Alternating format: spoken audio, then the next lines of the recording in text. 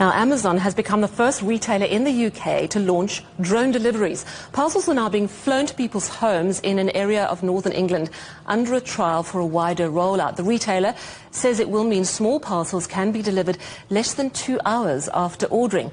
David Dunn is a professor of international politics at the University of Birmingham and author of the book Drones, Force and Law.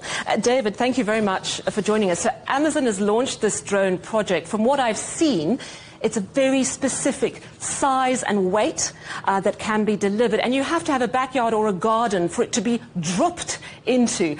What's your assessment of how successful it might be in the UK?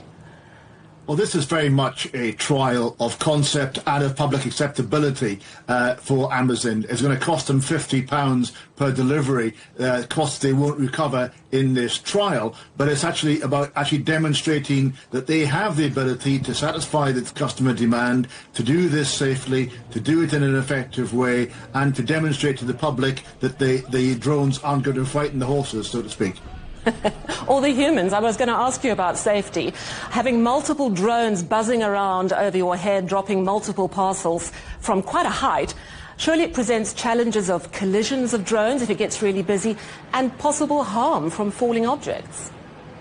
And these concerns are very real, and the trial in Darlington has gone ahead on a smaller scale than Amazon wanted, partly because of those concerns. But again, Amazon are trying to prove the concept that they can do this cheaply and safely without too much noise, which is a big concern for local residents, that they can do this in a way that actually avoids collisions. That the technology now is AI enabled and very sophisticated, with sense and avoid technology built into it, with multiple streams of guidance from different satellites. So the drones have come a long way, and the law is now more accommodating for them.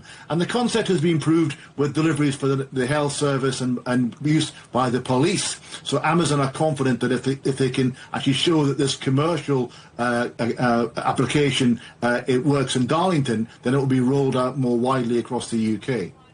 Of course, China has really taken quite a lot of leaps with drone deliveries. What are the lessons that we can learn from them? And everything from how the industry is regulated to the practical issues of making these deliveries smooth and safe.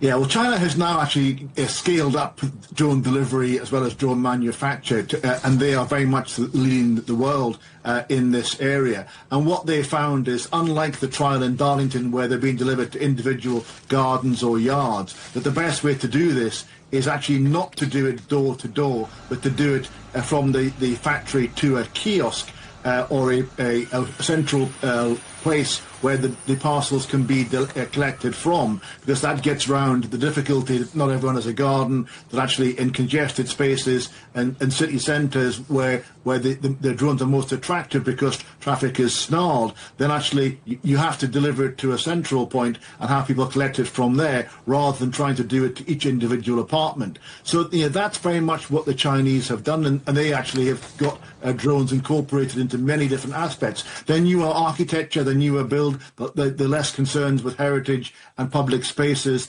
the less concern of public opinion about noise, are features that have allowed the Chinese to steal a march on the rest of the world. But they have improved the concept. It's those lessons that are being applied elsewhere, like in the UK.